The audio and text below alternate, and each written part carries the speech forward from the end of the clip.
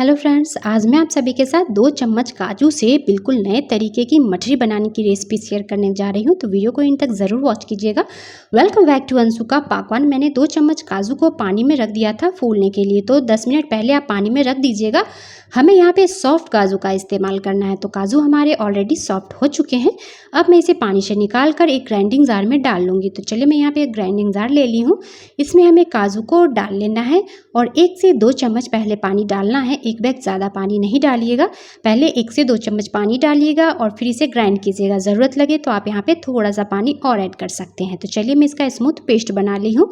तो बिल्कुल इसी तरह से हमें पानी डाल करके स्मूथ पेस्ट बना लेना है। तो टोटल मैंने यहाँ पे 3 चम्मच पानी का इस्तेमाल किया है। अब इसमें थोड़े बहुत चंक्स भी हैं, तो कोई दिक्कत वाली बात नहीं है। तो वीडियो को बिना स्किप किए हुए वॉच कीजिएगा फ्रेंड्स। तो चलिए मैं यहाँ पे एक बाउल ले ली हूँ। अब हमें यहाँ पे एक स्ट्रेनर ले लेना है, कोई भी छन्नी ले लीजिएगा और इस पे हमें काजू के पेस्ट को छानना है। तो चलिए इसमें क्योंकि चंक्स बच चुके थे तो मैं इस पेस्ट को छान करके इस्तेमाल कर रही हूँ। 1 कप मैं यहाँ पे पानी डाल ले रही हूँ इस पेस्ट में और इसे अच्छी तरह से हमें मिक्स कर लेना है। तो चलिए मैं इसे अच्छी तरह से मिक्स कर ले रही हूँ। अब इस स्ट्रेनर में डालकर इसे छान लीजिएगा। तो इसके जो चंक्स हैं ना, ये देखिए बिल्कुल इस तरह से ऊपर आ चुके हैं।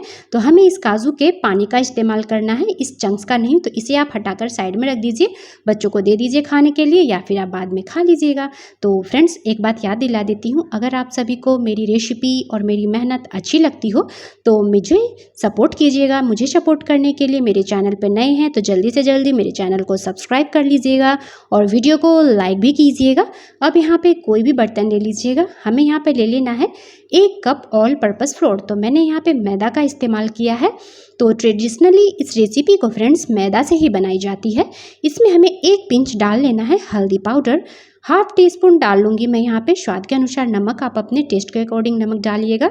½ टीस्पून हमें अजवाइन ले लेनी है। तो अजवाइन को हमें यहाँ पे हाथों पे रख के अच्छे से मसलते हुए क्रश करके डालना है, ताकि इसका फ्लेवर जो है ना बहुत ही अच्छा आता है। तो इस तरह से मसल करके हमें अजवाइन डालनी है। तो चलिए मैं यहाँ पे अजवाइन को भी मसल करके डाल ले रही हूँ। अब हमें इसमें बस 1 चम्मच घी का इस्तेमाल करना है। घी या तेल जो भी आप खाते होंगे वही लीजिएगा। मोयम डालने के लिए यहाँ पे लोग थोड़ा सा ज़्यादा मात्रा में घी या तेल डालते हैं, पर मैं सिर्फ 1 चम्मच घी डालूंगी और इसे हल्के हाथों से 3 से 4 मिनट तक हमें मसलते हुए इसमें अच्छे से मोयम डालना है। तो मैं यहाँ पे देखिए फ्रेंड्स सिर्फ 1 चम्मच घी का ही इस्तेमाल की हूँ। आप चाहें तो तेल का भी इस्तेमाल कर सकते हैं, पर सिर्फ 1 चम्मच ही डालिएगा। इस रेसिपी को बनाते समय ज़रूर इस बात का ध्यान रखिएगा। तो देखिए इस तरह से 3 से 4 मिनट जब हो जाए तो मुट्ठी बंद करके देखिएगा। अगर ये बंधने लगे तो समझिएगा कि परफेक्ट मोयम हमारे बन करके रेडी हो चुके हैं।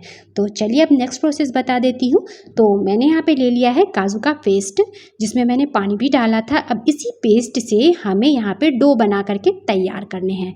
तो थोड़ा थोड़ा डालिएगा और अच्छी तरह से हमें इसका डो बना करके रेडी कर लेना है। तो हमें यहाँ पे डो जो है सॉफ्ट नहीं बनाना है, इस बात का आप ज़रूर ध्यान रखिएगा फ्रेंड्स।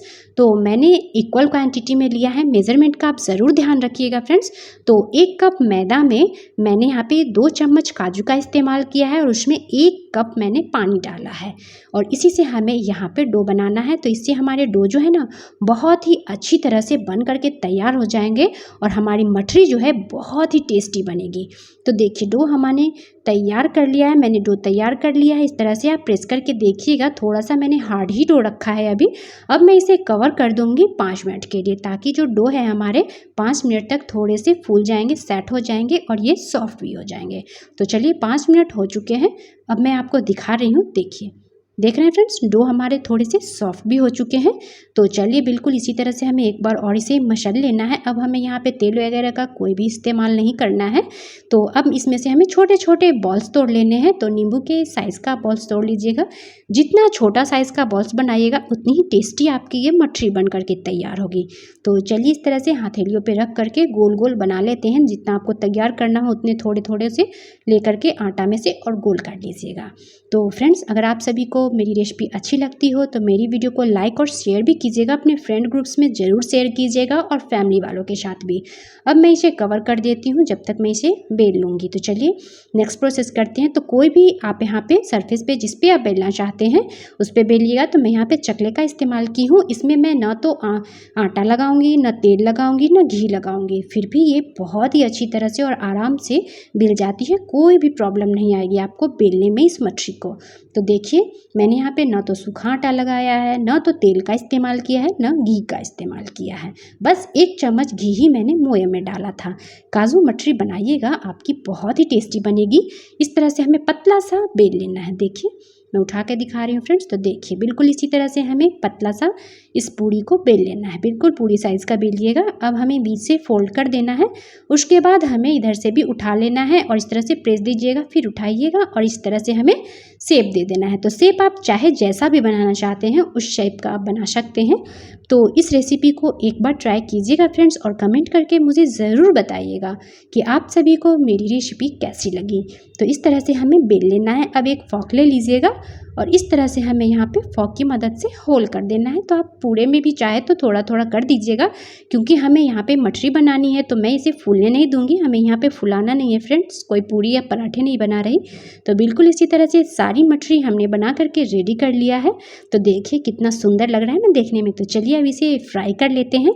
तो नेक्स्ट स्टेप देखिए, तो मैंने यहाँ पे एक पैन रख लिया है गैस पे, उसमें हमें ऑयल डाल लेना है। तो ऑयल या घी जिसमें भी आप इसे फ्राई करना चाहते हैं उसी में कीजिएगा और उसे अच्छे से गर्म कर लीजिएगा। जब गर्म हो जाए तो फ्लेम को लो कर दीजिएगा। लो मीडियम फ्लेम पे आपको एक एक करके जितनी भी मछली इसमें आ जाए उसे उलटते पलटते हुए हमें इसे गोल्डन फ्राई करना है। देखिए बिल्कुल इसी तरह से बनाइएगा और इतनी क्रिस्पी ये मछली आपकी बन करके तैयार होगी ना फ्रेंड्स कि मैं बता नहीं सकती हूँ।